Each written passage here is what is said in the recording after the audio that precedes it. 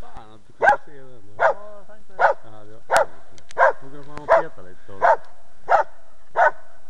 Jag ska se Loke, han lever ju inte. Så faller den kall.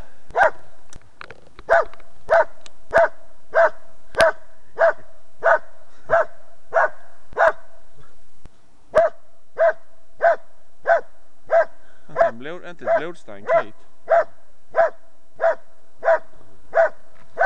Jag ska gå in bakom så jag får med lite med den Loke-själen.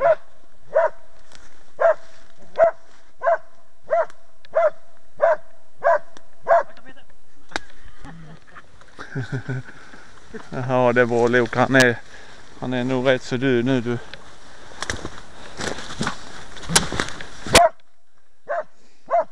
Men den var inte så stor denna Jocke. Är det den lille som ligger här? Den är som Jespers där borta? Ja, jag vet inte vad det är för de var. Men de andra röda var lika stora. Det var därför jag tyckte att de röda var större. Okej. Nej, för den andra var ju större. Den var ju inte högre. Ja, vi ska se. Men den är död. Ja, visst han död.